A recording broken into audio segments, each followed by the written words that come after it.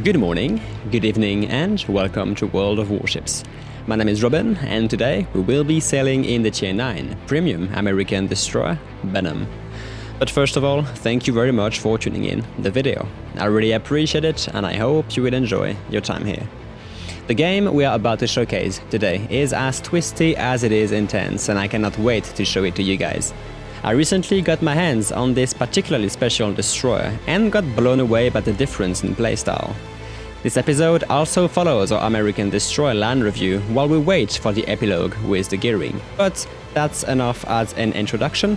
Let's review the details of the ship we're about to sail in.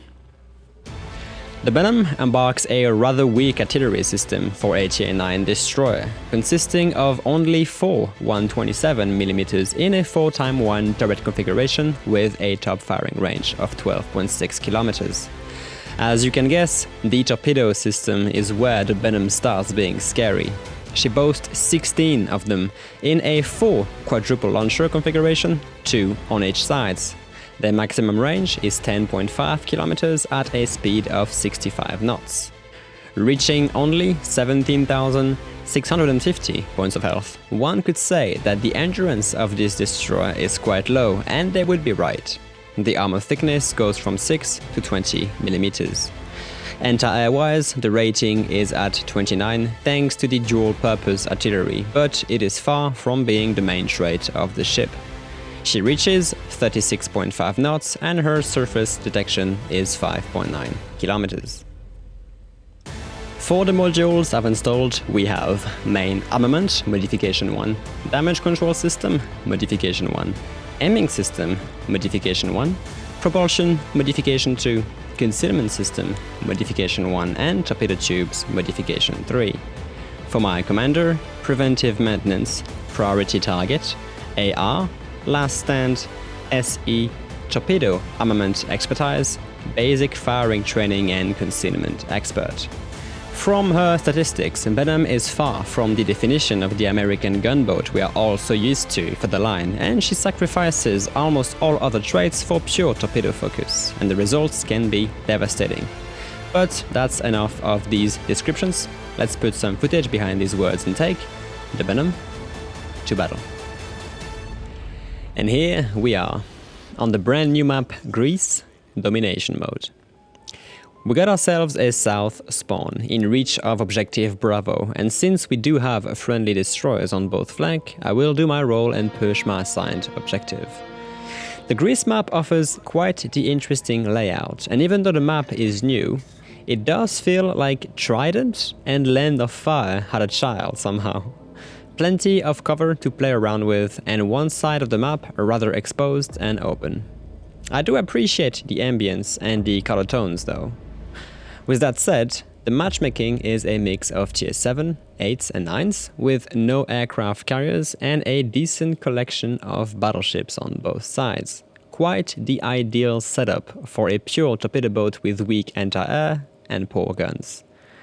Benham does feel like a Tier 7 sometimes, considering, for example, your health pool. And as I said in the introduction, she almost only emphasizes on torpedoes, but oh boy, do you have a strong system for that. Same range and speed as Fletcher torpedoes, although not the same damage, but the reload time is close to a minute. You are basically a torpedo spammer, nothing else really, and if you can find yourself in a good position to use said torpedoes as often as possible, well, the results can be very, very scary. 5.9 km concealment isn't the best out there, but it is decent enough considering the buffer you have with your torpedo range. But back to our game. We've activated our speed boost and are taking point at Bravo. My initial plan, instead of heading straight into the cap, is to side push it in order to get an angle on the other side of the middle island. Most enemy ships might just be pushing that specific island to try and hide behind it, and I want to contest that, all the while providing spotting for my teammates.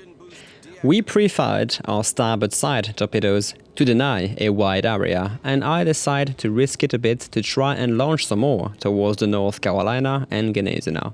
Unfortunately, before I can do that, we get interrupted by the enemy Benson, spotted inside Bravo. I slow down to try and remain unseen, but that's not going to happen and I have to smoke up. So does the Benson though after a short while, but he does so right in the middle of my incoming torpedoes and we are going to score a hit. Very good start. Benson must be really hurting for that. And after I got rid of my port side launcher towards the same area, I do use my guns to try and reset the cap even more. Although I have to scout out of my own smoke. Getting hit by torpedoes goes both ways, right? And I push in to contest Bravo. We did spotted 2 additional battleships north of the cap, a Georgia and a North Carolina, so if the Benson heads out to flee and spots me, I could be in trouble, although, and to my own surprise, Benson takes yet another torpedo and survives. Interesting. But as we slow down to keep an eye out, the American destroyer does finally head out of his smoke, and before our finishing salvo lands, he floods to death, granting us our first frag of the game. Now though, North Carolina and Georgia both know I'm here, and with the lack of backup from my own allied battleships or cruisers, I would not be surprised if they both decide to hop in and contest the cap as well. I am quickly able to regain concealment, and guess what? My starboard torpedoes are already reloaded. Scary. This thing is just scary. 60 seconds, that's the actual reload time. And while I head out to retake my initial angle, I am ready to lay down some more on the enemy battleships. In the meantime, we lost a destroyer of our own at Alpha, and the enemy team is strongly pushing that cap with almost no resistance from our own force, leaving one of our cruisers completely alone versus 3 battleships and another cruiser. But let's focus on the Bravo cap for now. I was not expecting the Georgia to be that close, and as we drop our set, we get detected again.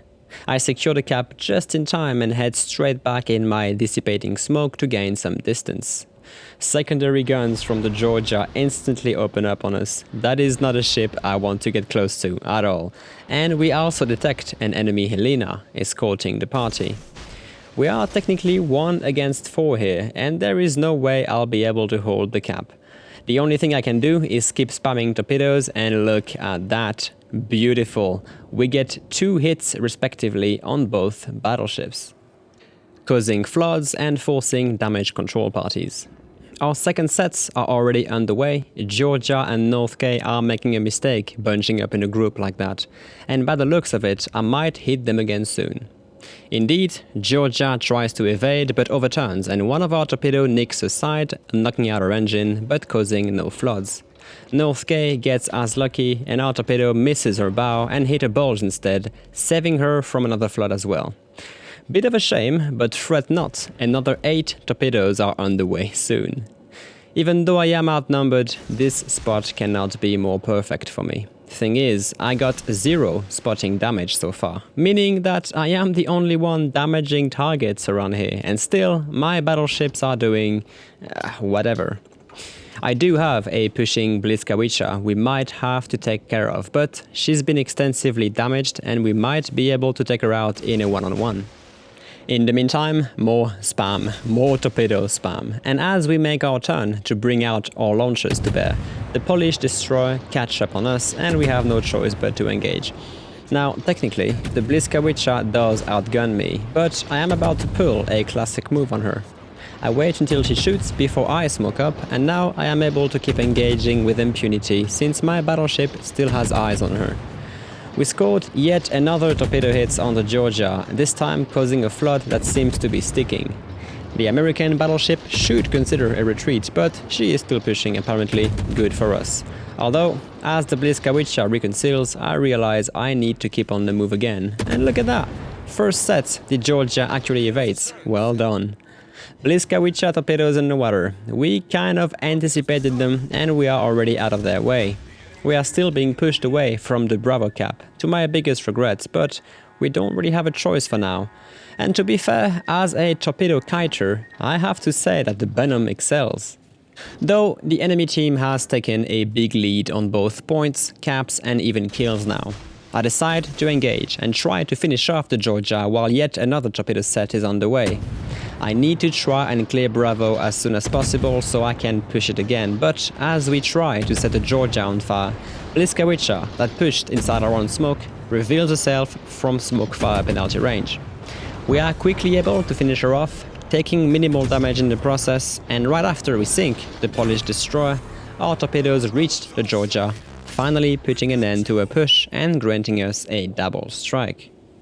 Well, that turned out quite okay in the end, but we do have more work to do and this game is not looking good at all. The Alpha flank has completely fallen, only a friendly Musashi is holding from the H-line, but the RNG gods do lend us a hand and we hit the Helena with a torpedo. Now if I recall, she wasn't that healthy at all last time we saw her, and yes, we do get eyes and she only has around 5,000 left. The replay does not show it, but these torpedoes are aimed at the North Carolina.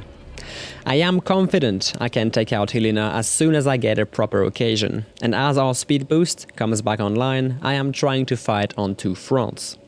Our Musashi is being pushed by a very healthy Tirpitz, and I can already guess the outcome. I'm trying to get back in range, but considering the angle the German battleship is at and the presence of Musashi, I cannot risk a friendly torpedo if he does survive. It feels like I'm wasting time here, but I lost eyes on Helena and I am afraid she might be pushing my smoke. We do get eyes again and that's my cue to finally engage. Helena, being a light cruiser, does not have that much armor even to repel 127mm, and all of her hits score full penetration. The rate of fire also allows us to put enough shells in the air, and we are quickly able to dispatch of the American cruiser.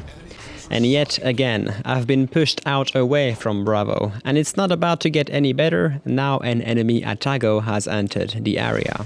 And I'm starting to be a bit concerned for several points here. Atago is a very fast cruiser, technically as fast as I am, if not more, so she will have no problems keeping up with me, or even catching up if I have to maneuver. She of course becomes my number one target, but it is a nimble cruiser. Landing torpedoes will be anything but easy. The only good side of things is that we finally secured another cap, allowing us to keep up with the points at least, but not with the kill counter though. Musashi is undeniably going down, and I am about to be the last ship afloat on this entire flank. Atago being busy engaging Musashi, I decide to shoot myself and bait. My smoke is ready, I can reconsider on demand, and my goal is to make the Atago maneuver to get all guns to bear and then eat my torpedoes, but she is no fool and does the exact opposite, throwing off the entire set. No choice but to smoke up, although shooting the Atago did give us a very important piece of intel. The enemy Benham is closer than we thought, and was also participating in the Musashi's hunt. Not a good time for us, we can't even use our smoke. Tirpitz will also be joining in the fray soon, and I will be hunted down. Torpedoes away towards the Benham smoke, and I am getting the hell out of here. Although, I'm afraid it is a bit too late. The Atago has closed the gap and is now very, very close. My speed boost is offline, and with a top speed of 36 knots, I am not sure if we can run away. We have no other choice but to land our torpedoes. And yep, you can clearly see that we are not gaining any ground. The Japanese heavy cruiser is gaining on us. She sees our torpedoes quite early, meaning her hydroacoustic is active, but we get lucky enough that she turns into one and gets chunked down. We earn the high caliber and Confederate medal, just over 150k total damage dealt, and we are able to extend a couple hundred meters away.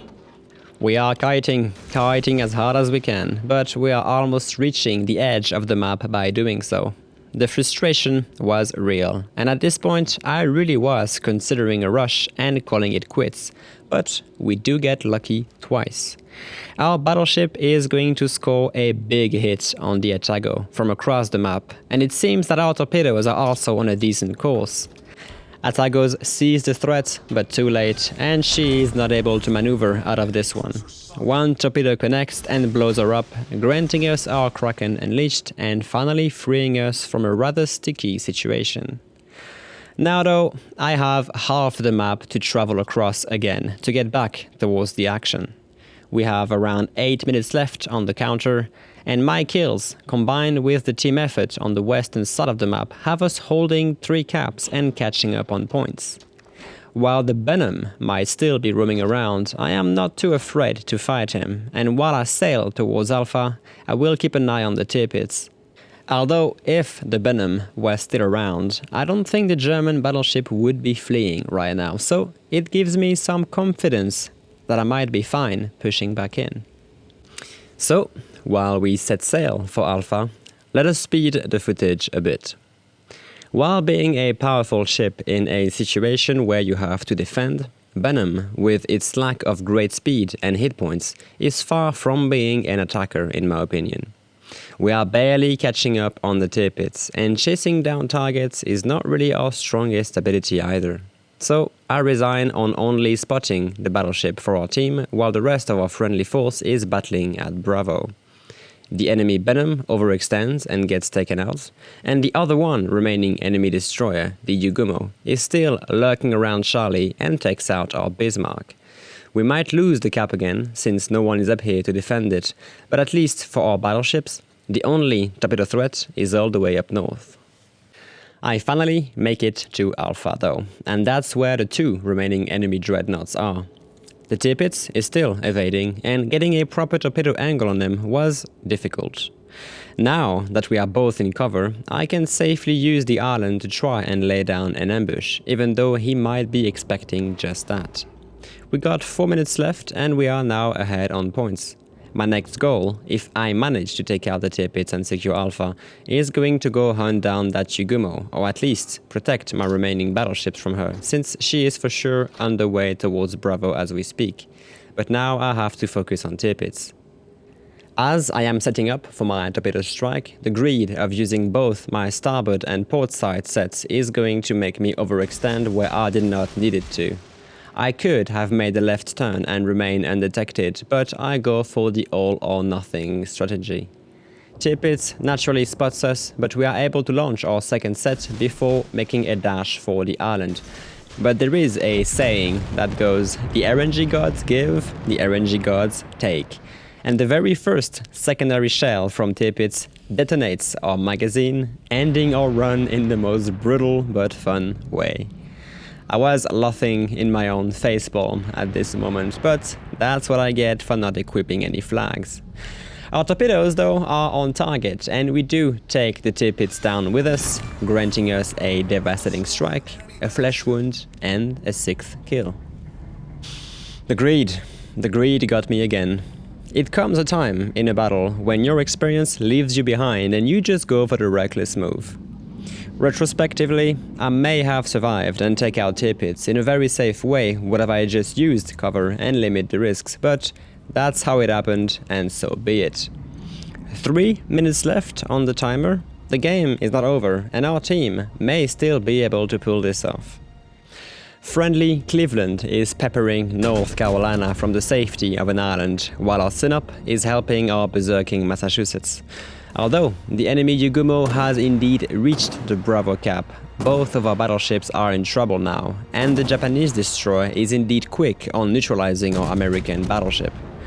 But with the Cleveland still alive, the chances of finding Yugumo are still there, plus he is capturing Alpha in compensation for losing Bravo. Well, that's until the Cleveland decides not to stay in cover and instead rushes the North Carolina. We all know Cleveland cannot repel 16-inch guns, and well, he quickly goes down, failing to secure the crucial Alpha cap in the process. While we are still ahead on points, and while North K does burn down, the enemy team rapidly catches up to our lead, and with only a few seconds left on the timer, the game ends in our defeat. Over 200,000 points of damage dealt, almost 3,000 XP earned, and more than 500,000 credits gained. We achieved Devastating Strike, Confederate, Double Strike, Kraken Unleashed, a Flesh Wound, Detonation, and High Caliber. Out of 56 hits, 17 torpedoes, 2 fires and 12 floodings, secured 1 solo cap, defended with 11 ribbons, and sunk 6 ships in the process. 1800 base XP, I will take this amount on a defeat, and even though luck was with us most of the battle, the karma struck us back at the end. Well people, this video is coming to an end. I hold that you learned something about the Benham today and the interesting gameplay she can bring at tier 9. Also, thank you very much for sticking all the way through this video. I hope you've enjoyed your time, and if you did, please give it a thumbs up. If you did not, well, thumbs down, but stay tuned anyway. As always, there will be more content to come about World of Warships. So, until next time, you have a good one, and you take it easy.